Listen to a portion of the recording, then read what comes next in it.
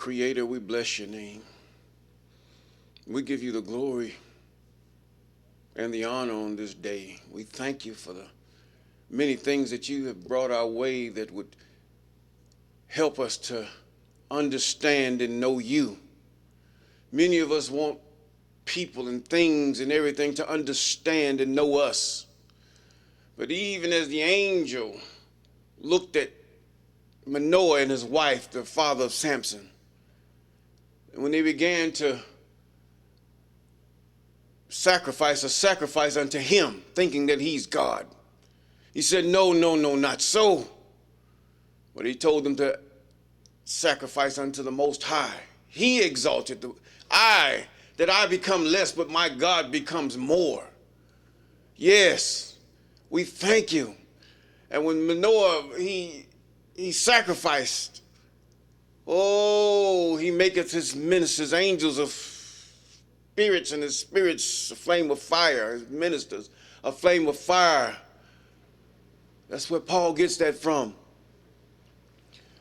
And then next thing you know, the angel went into as a flaming fire, he went into the sacrifice of Manoah and went up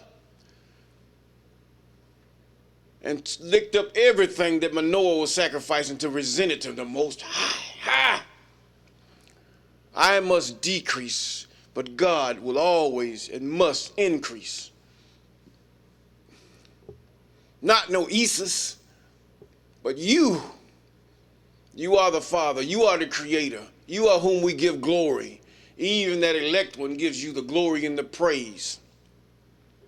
Yes, for men and devils, all they want to do when they get authority and when they get power, it's hard for them to let it go and give that which it belongs to. It's due diligence. Yes. And we ask you to deal with our minds and our hearts, that we might be pleasing to you, that we might not look upon ourselves, that we might look upon those things that belong to you, even your creation, even being that which is good to those that are good, and those of the fatherless and the widows, and those that are going through, and all, that they might come to grips and so know who you are. Yes, this thing goes on. And we thank you for your mercy. And we thank you even for those who have come out of degradation and people foot on their necks, and they begin like Burkina Faso and the Sahel, examples of how we oppressed people have to try to come out of our dilemmas. A good example, and give us a strength. We pray that a young one, someone of good strength and sense, that he would listen to his elders, those that have sense, and not swayed by the lucrativeness of the enemy. And that he might lead his brothers and sisters, or she or whoever, lead their brothers and sisters even to a victorious and a prosperous life here on earth. Yes, we pray for that thing. Yes. And I thank you for all things. Yes. Yes. Shout out goes to even Zach, who brought this story to me, Zach on YouTube. Give him a shout out. Yes. Oh, Zach. Very humble guy, although very strong. Look like he can box an ox. But the fact is, very strong and humble guy. Yes. Look up Zach on YouTube. Yes. Shout out to the Sahel, who have caused themselves to even get a military tax. I mean, after and then one thing about the leader of Burkina Faso, he also listens to his elders. He stands before his elders. This guy he takes his own captain's pay. He doesn't take any pay or any extra things from his people. But he said, hey, we need to have an extra tax to give to our military so that we might strengthen them, that they might fight, that they might have some type of thing that their families can receive if they should die in battle. Yes, I tell you that will make one of the strongest armies in the world, because then The Army has a hope that I can have some type of income after I've sacrificed my life for my family and my people. Yes. Shout out to the Sahel and the one mentioned, Burkina Faso.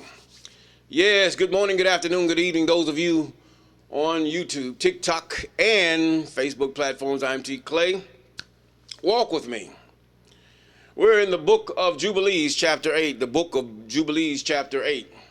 This is an ongoing reading, or should I say walkthrough. Just like you would, if you were in a video game, there would be a walkthrough. This is a walkthrough. This is a walkthrough that things I read, I point out. And to tell you the truth, the walkthrough has been ever since the beginning of the scriptures. Priests and kings and orators would walk through something and point out certain things in it that may be overlooked or may not be directly understood. But we display and we expose the whole thought of the one who's writing, or the thought of the Most High, that in the context of the book or the context of the chapter. We don't just skip here and there. Only if we, see need be to make a certain example of things. This is our whole intention. Not to indoctrinate you, not to take you from your master pastor. That's on you. But the fact is, we want you to look to God. I mean, if you and your brother or your sister or your friend agree in the things of God and the things of life, you have fellowship with one another. Yeah, you should get together. But if you don't, why are you going to get together with someone you don't agree with? Or someone you can't see eye to eye with? No way. Even in marriage, this is not good. Now, the book of Jubilees, chapter 8. Now, after Noah got through, he talked about how his father, even Enoch, his grandfather, even Enoch, he testified to his sons until the day of his death. Yes, he did. In other words, you got to keep reiterating to your children. It gets old. One thing about it,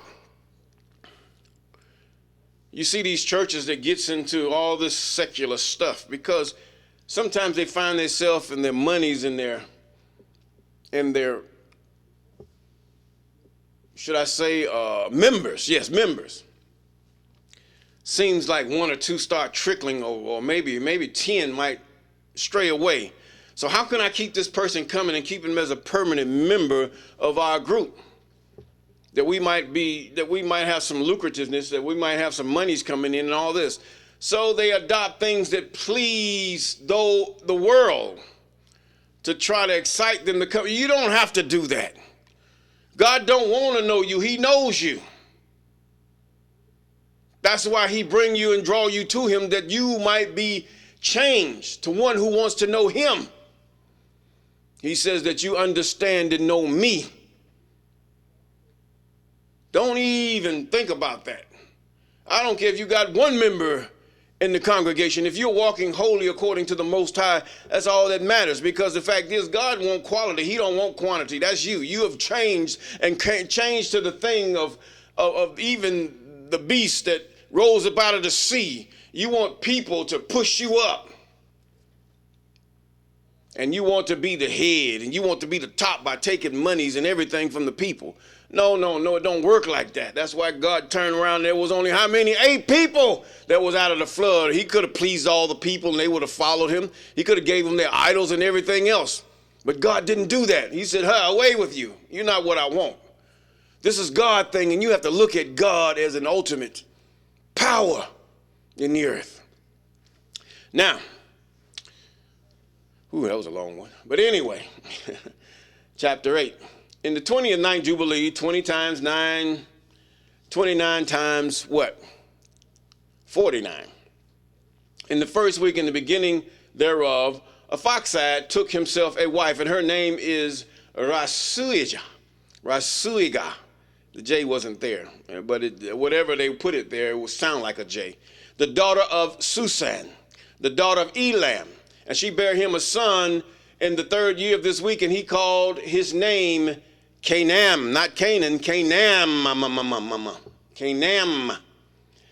And the son grew, and his father taught him writing. So Noah already knew writing, so he had to teach his sons, and his sons taught their sons how to write. So you can just dismiss that and throw that out into the trash for those who naysay. Now his father taught him writing, and he went to seek himself a place where he might seize for himself a city. He wanted to find him a city. And he found a writing which former generations have caused on a rock. So they had a thing of writing on a rock, okay? And he read what was thereon, and he transcribed it, and sin owing to it. For it contained the teaching of the watchers. Some of these stones that you see have come from the watchers. Yes, they had a language. That's what they were put down here for, to teach man language and writing. The teaching of the watchers, in accordance with which they used to observe the omens of the sun and the moon and the stars. So he found the zodiacs and all that other stuff. Astrology, not astronomy, astrology. And stars, all in the signs of heaven. And he wrote it down and said nothing regarding it, for he was afraid. This was a Hamite. And said nothing regarding it, for he was afraid to speak to Noah about, lest he should be angry with him on account of it. And in the 13th Jubilee, that's 13 times 49, in the second week, in the first year thereof, he took to himself a wife, and her name was Milcah, the daughter of Madai, the son of Japheth. Yes, the son of Japheth. These are still in the same vicinity of the earth. The earth was one. There was no United States. There was no Americas. There was no nothing, even before whatever they were known back then. Now, the son of Japheth. And in the 4th year, he begot a son and called his name Selah. And he said, truly I have been sent. That's what Selah means. Truly I have been sent. Shelah. Truly I have been sent. And in the 4th year, he was born, and Shelah grew up and took himself a wife, and her name was Mu'ak, the daughter of Kesed, his father's brother, and 13th Jubilee, in the 5th week, in the 1st year thereof. And she bare him a son in the 5th year, and he called his name Eber. Now, Eber is where they so-called said they get Hebrew from. Okay? Now, and he took a wife, and her name was Asurad, the daughter of Nebrad. And in the 32nd Jubilee, in the 7th week, in the 3rd year thereof, and in the 6th year thereof, she bare him a son, and he called his name Peleg. For in the days when he was born, the children of Noah began to divide the earth among themselves. For this reason, he called his name Peleg, means dividing of the earth. In other words, they walked to different regions. This was before the earth were divided. In other words, what he was saying was that these people chose lands, whether they were far or near, to go to and make their civilizations. Yes. And they divided it secretly among themselves and told it to Noah. And it came to pass in the beginning of the 33rd Jubilee that they divided the earth into 3 parts. For Shem and Ham and Japheth, according to the inheritance of each, in the 1st year and the 1st week, when one of us who had been sent was with them. One of us who? One of the angels of presence. One of us who had been sent was with him. And he called his sons, and they drew nigh to him, and they and their children, and he divided the earth into lots. This is before the earth even was split. They were divided. Now, and the earth into lots, which his 3 sons were to take in possession, and they reached forth their hands and took the writing out of the bosom of Noah their father. And there came forth on the writing of Shem's lot in the middle of the earth. The middle of the earth. See, the earth wasn't even divided. This was one whole land. They knew how the earth was. They knew this stuff. Now, when was the earth divided? That is a question for everybody. The scientists will give you all kind of lies. But anyway, or hypothesis, but we don't know. Okay? Now, Shem's lot was the middle of the earth. Some say it would be the middle of earth, Kenya. Okay. Kenya, just a little way where the Sahel is and down. Now it says, now, which he should take as an inheritance for himself and for his sons for the generations of eternity from the middle of the mountain range of Rapha. Now, if you find the mountains of Rapha, look for the mountains of Rapha. This is probably where they forgot to change the names. And from the mouth of the water of the river of Tina. Now, the river of Tina, find that river, Tina. And his portion goeth toward the west to the midst of this river, and it extended till it reaches the water of the abysses, out of which the river goeth forth and poureth its water into the seas of Me'at. That sounds more Egyptian to me. And this river floweth into a great sea, and all that is toward the north of Japheth, the north, and all that is toward the south belongeth to Shem, the south. And it extended till it reaches to Carasso. This is in the bosom of the tongue which looks towards the south. And his portion extendeth along the great sea, and it extends in a straight line till it reaches the west of the tongue which looketh toward the south. For the sea is named the tongue of the Egyptian sea. So Japheth's, one of his borders is the tongue of the Egyptian sea. Where is that at? I'm not even getting into it. We give it to some other YouTuber or TikToker to explain this. Now, it turneth from here towards the south, toward the mouth of the great sea on the shore of its waters. And it extends to the west Afra. Now, those of you who get into archaeology and genealogy and all these things, sociology, get into it. The 8th chapter of the book of Jubilees. Figure out this.